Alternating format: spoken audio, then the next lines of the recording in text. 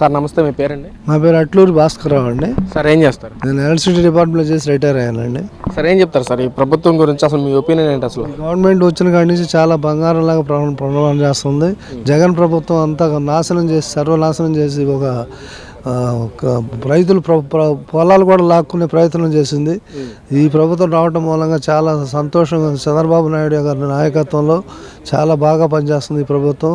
ప్రతి వాళ్ళకి కావాల్సిన అన్నీ కూడా సమకూర్చి ఎంతో ఇదిగా ఆయన చాలా బాగా చేస్తున్నాడు. మా మా మా ఎమ్మెల్యే గారు కూడా వసంత కృష్ణప్రసాద్ గారు కూడా చాలా యాక్టివ్గా పనిచేసి ప్రజా దర్బార్లు నిర్వహించి అందరి సమస్యలు తెలుసుకుని అవి పరిష్కారాలు చేస్తున్నారు. అంటే సార్ ముఖ్యంగా చంద్రబాబు ఇచ్చిన హామీలు మొత్తం మోసం చేశాడు, ఇచ్చిన హామీలు ఏమి ఇవ్వట్లేదని చెప్పి వైసీపీ నాయకులు మాట్లాడుతున్నారు. ఏం చెప్తారు దాని గురించి? హామీలు ఇచ్చాడు సార్, 6 హామీలు నెరవేర్చాడు. 6 హామీలు నెరవేర్చి శుభ్రంగా చేసుకొచ్చాడు. ఆయన చెప్పేది అబద్ధాలు తప్పించి వేరే ఏదో చెప్పాలి. వ్యతిరేకంగా ప్రతిపక్షంగా ఉన్నాం కాబట్టి చెప్పటమే తప్ప ప్రజల్లో మాత్రం అంత నాటుకుపోయింది. 6 పింఛన్ ఒకటి,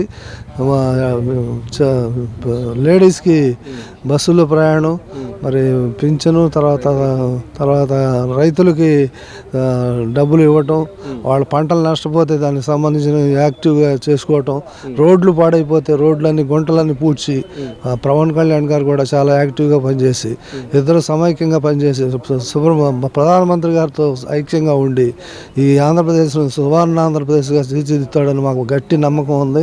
ఈ చంద్రబాబు నాయుడు యొక్క తెలివితేటలు, ఆయన మంచితనం, ఆయన ఇన్నిసార్లు 15 సంవత్సరాలు ఎంపీ పార్లమెంటు ముఖ్యమంత్రిగా పనిచేసి ఎంతో ఉన్నతమైన వ్యక్తిత్వం గల వ్యక్తిగా పేరు తెచ్చుకున్నాడు.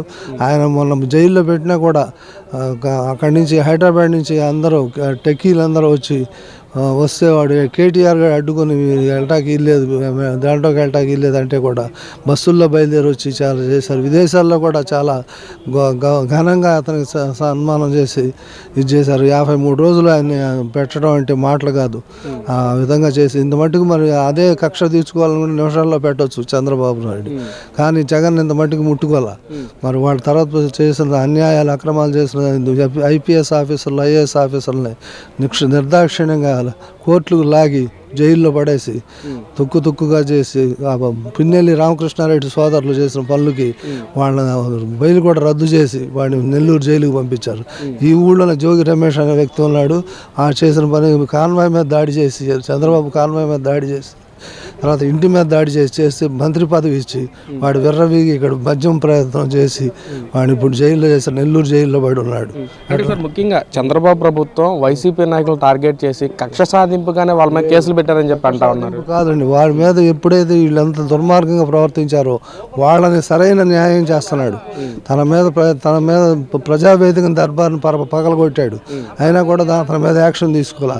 మరి రోడ్లు తవ్వేసినా కూడా ఏం చేయలే, మళ్ళీ చేసుకుంటూ వస్తున్నాడు. మళ్ళీ 16,666 ఎకరాలు మళ్ళీ ఇది ఇచ్చాడు, అమెండ్మెంట్ ఇచ్చాడు తీసుకోమని. అట్లా ఇప్పుడు వాళ్ళకు కూడా వాళ్ళ ప్లాట్లు ఇచ్చి చాలా కవులు ఇచ్చి అంతా బ్రహ్మాండంగా చేస్తున్నాడు చంద్రబాబు నాయుడు. మళ్ళీ కూడా ఆయనే రావాలని మేము కోరుకుంటున్నాం. సార్ అంటే ముఖ్యంగా ఈ ప్రభుత్వం యువతకి ఎలా చూస్తుందంటారు? జాబ్స్ పరంగా కానీ ఏం చూస్తున్నారు? అసలు లోకేష్ గారు విదేశాలకు వెళ్ళి అన్ని కంపెనీలతో మాట్లాడి మంచి కంపెనీలు వైజాగ్, మరి అమరావతికి ఇక్కడ తీసుకొచ్చి 14 బ్యాంకులు ప్రధాన కార్యాలయాలు, మరి central government minister, home minister, central government ఆర్థిక మంత్రి సీతారామమ్మ గారు వచ్చి మీరందరూ ఇక్కడ కట్టి వాళ్ళకి కొంచెం సలహాలు సంప్రదింపులు ఇచ్చి వాళ్ళకి అప్పులు ఇవ్వండి, మేము హామీ ఉంటాం, మీకు ఎక్కడికి ఆంధ్రప్రదేశ్ బాగా అభివృద్ధి చెందే దేశం. ఈ ప్రభుత్వం ఈ చంద్రబాబు నాయుడు గారి హయాంలో చాలా ఉత్తమమైన ప్రభుత్వంగా ఏర్పడుతుంది. నేను కూడా చంద్రబాబు నాయుడు గారు పెడితే ఇక్కడ రాజ్యసభ సభ్యురాలుగా పనిచేశాను కాబట్టి నేను ఎంతో సహాయ సహకారాలు అందిస్తాను. పోలవరం కానీ ఏదైనా సరే ఆయన చెప్పిన పనులు ఏదైనా మేము చేస్తాం అని హామీ ఇచ్చారు సార్. అందుకని చంద్రబాబు నాయుడు ఎంతో గొప్ప వ్యక్తిత్వం గల మనిషి, ఎవరి మీద కక్ష తీర్చుకునే మనిషి కాదు. అతను చేసిన పనులు చేస్తున్నాడు చెప్తున్నాడు. అట్లా అన్ని విషయాల ప్రతిరోజు కూడా ఆయన పేపర్లో చూస్తుంటే ఆయన చేసిన పనులన్నీ చాలా ఘనకార్యాలు, ప్రతి వాళ్ళు మెచ్చుకునే తగిన కానీ ఎవరు విమర్శించే విధంగా లేవు. అది మీరు ఎలక్ట్రికల్ డిపార్ట్మెంట్ అంటా ఉన్నారు. ఏంటి చెప్తారు, ఏం చెప్తారు అసలు చంద్రబాబు వచ్చాక కరెంట్ ఛార్జెస్ బేపచ్చంగా పెరిగిపోయినాయి అని చెప్పి వైసీపీ నాయకులు మాట్లాడుతూ ఉన్నారు, ఏం చెప్తారు? అసలు చంద్రబాబు నాయుడు ఉండగా కరెంట్ ఛార్జెస్ అసలు పెరగలే. ఇంకా వాడు దొద్దుదాం అని వెళ్ళి ED charges, true up charges అనేది జగన్ విధించాడు. అవన్నీ కూడా తగ్గించి యూనిట్కి 6 పైసలు ఉండే ఈడీని రూపాయి చేశాడు. అదంతా తీసేసి మొత్తం 6 పైసలు చేసి ఎలక్ట్రిసిటీ డిపార్ట్మెంట్ బాగా పైకి తీసుకొచ్చే ఏర్పాటు చేస్తున్నాడు. ఇంతకుముందు ఎలక్ట్రిసిటీ డిపార్ట్మెంట్ మునిగిపోయింది, పెన్షన్లు రావు, అవి రావు, ఇవి రావు అని భయపెట్టాడు జగన్. అయితే అన్నీ పోలే అదాని గాడికి అప్పచెప్పి చేసి దుర్మార్గం చేశాడు. అవన్నీ వాళ్ళు నాశనం అయిపోయి శుభ్రంగా ఎలక్ట్రిసిటీ డిపార్ట్మెంట్ ఉద్యోగస్తులు ఎంతో ఘనంగా ఆయనకు హారతిస్తున్నారు. అది జరుగుతుంది కార్యక్రమం. అసలు ఏమన్నా జాబ్స్ కానీ డెవలప్మెంట్ గమనిస్తున్నారా సార్? సార్ ఇప్పుడు ఎప్పుడైతే కంపెనీలు వస్తాయో, కంపెనీలు వచ్చినప్పుడు ఆటోమేటిక్గా జాబ్స్ వస్తాయి. జాబ్స్ వచ్చినప్పుడు చంద్రబాబు నాయుడు విధిగా వాళ్ళని తీసుకోవాలని చెప్తాడు. చెప్పినప్పుడు ఇంతమందికి ఈ కంపెనీ వస్తే ఇంతమంది తీసుకుంటుంది, ఈ కంపెనీ వస్తే ఇంతమంది. పిచ్చయ్య ఆయన పేరు, పిచ్చయ్య ఆయన సమ్ ఒక అమెరికా కంపెనీ ఇతనండి.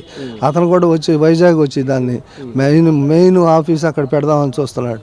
అట్లాంటి ముఖ్యమైన కార్యక్రమాలు ఎన్నో చేస్తున్నాడు చంద్రబాబు నాయుడు. వీడు కట్టుకుని 6 అంతస్తులు కట్టి ఇంట్లో పడుకుంటే బయట కనపడేట విధంగా కట్టుకుంటే దాన్ని ఏం చేయాలని ఉపసంఘాన్ని వేశాడు. ఉపసంఘం ఇస్తే దాన్ని ఏం చేయాలన్నది ఆలోచించి చేస్తాడు. కాబట్టి చంద్రబాబు నాయుడు మీద ఏగవాడటానికి కూడా అవకాశం లేదు. వీళ్ళు ఉట్టి మాటలు చెప్పి వాళ్ళ ఉనికిని చాటుకోవడానికి తప్పించి వాళ్ళ మీద చేయడానికి ఏమీ లేదు. అతను ఏమీ చేయలేరు కూడా. అది మరి 2029లో ఎలక్షన్స్లో ఎవరు గెలుస్తారు అనుకోండి, మీ అభిప్రాయం ఏంటి? అసలు నాయుడు గ్యారంటీ గెలుస్తాడు. గెలుస్తాను మీరు అంటా ఉన్నారు. మరి పక్కన వైసీపీ నాయకులు ఇటు పరిస్థితుల్లో చంద్రబాబు రాడు, వైసీపీ పార్టీ అధికారం చేపట్టింది. వైసీపీ రాదండి. 40% ఓటేజ్ ఉన్న 11 సీట్లు ఇచ్చారు అడిగి. రైతుల యొక్క భూమిని వాడి దగ్గర పెట్టుకుని ఫోటోస్టాట్ కాపీ నీకు ఇచ్చి చేస్తే రైతులంతా తిరగబడ్డారు. నేను అమ్ముకోవాలంటే నాకు దిక్కు లేదు, దివాణం లేదు, నీ దగ్గర పెట్టడం ఏంటి అని తిరగబడి ఓట్లు వేశారు. కాబట్టి ఈసారి కూడా అదే పరిస్థితి ప్రసన్నం అవుతుందని నేను ఆశిస్తున్నాను. 8 నెలల పాలనలో కూడా చంద్రబాబు రాక్షస పాలన నడిపించేశాడు, సైకో పాలన నడిపించాడు చంద్రబాబు. ఈ పాలన నుంచి మనల్ని ఎవరు రక్షిస్తారా? జగన్మోహన్ రెడ్డి ఒక్కడే రక్షిస్తాడని చెప్పి ప్రజలు కూడా మళ్ళీ జగన్ రావాలని కోరుకుంటున్నారంట కదా. అంటే జగన్మోహన్ రెడ్డి అక్కడ మీటింగ్ లేదా బయట తిరిగి కార్యకలాపాలకు వెళ్ళినా సరే ప్రజలు బేపచ్చంగా వస్తున్నారు. జనంలో జగన్ క్రేజ్ బాగా పెరిగింది. 2029లో జగన్ని విజయనగరం ఆపడం ఎవరి తరం కాదని చెప్పి వైసీపీ నాయకులు మాట్లాడుతున్నారు. ఏం చెప్తారు మరి? ఏమండి, జగన్మోహన్ రెడ్డి గారు వస్తే బయట లక్షల మంది జనాలు అంటాం. ఆ లక్షల మంది ఉంటే మన ఓట్లే వేసేవాళ్ళుగా 11 సీట్లకి ఎందుకు పరిమితం చేస్తారు? నీకు అడిగింది ఒక్క అవకాశం ఇచ్చారు, అయిపోయింది నీ కథం, ఇంకేం లేదు. వీళ్ళు ఏంటంటే సీట్లు వస్తాయో రావు అని కొంతమంది అత్యుత్సాహం చూపిస్తున్నారు ఎమ్మెల్యే క్యాండిడేట్లు. మొన్న ఇక్కడ ఇబ్రాహీంపట్నంలో ఒక అతను ఉండేవాడు, పెద్ద నాయకులా ఫీల్ అవుతాడు. ఆ నాయకుడు పోయాడు. త్వరలో కొడాల నాని గారు కూడా వెళ్తారు. తప్పు చేసిన వాళ్ళు మాత్రమే లోపలేస్తాం. అర్థమవుతుందా? మేమేమి శిక్షపూరిత రాజకీయాలు చేయట్లేదు చంద్రబాబు. అలా అనుకుంటే చాలా ఈ పార్టీకి అందరూ ఆఖరి జగన్మోహన్ రెడ్డితో సహా లోపల ఉండేవాడు. కానీ ఏంటంటే బాబు గారు అలాగా కుతంత్ర రాజకీయాలు చేయడు, నీతి నిజాయితీ ఉంటాడు. ఎలా మన రోడ్డు మీద వెళ్ళినప్పుడు ఎన్నో కుక్కలు మురుగుతూ ఉంటాయి. అవన్నీ బాబు గారు ఐ డోంట్ కేర్, పట్టించుకోరు. ఆయన సమాధానం చెప్పాలంటే ప్రజలకు సమాధానం చెప్తున్నాడు. ఇలా చేస్తున్నాను, ఇలా ఉంది అని చెప్పేసి అంటున్నారు. అటు తెలంగాణ రేవంత్ రెడ్డి గారు కానీ ఇటు చంద్రబాబు నాయుడు గారిని ఒక ఐక్యతతో ఉండి సత్య సంబంధాలు చేసుకుంటూ 2 రాష్ట్రాలు అభివృద్ధి బాటలో నడుస్తున్నాయి ఈరోజు. అదే ఈ జగన్మోహన్ రెడ్డి అని ఉంటే అటు కేంద్రం సహకరించే వాళ్ళు కాదు, మన రాష్ట్రం ఇంకా సర్వనాశనం అయిపోయేది. బాబు గారు కాబట్టి, అనుభవం ఉన్న వ్యక్తి కాబట్టి ఈరోజు రాష్ట్రాన్ని ఎలా ముందుకు తీసుకెళ్ళాలి ఏంటి అని చెప్పి చూస్తున్నారు. 100% ఇంకా జరగబోయే 20 సంవత్సరాలు కూడా కూటమి అధికారంలో ఉంటుంది. ఇది ఎన్ని అనుకున్న ఏదని సత్యం.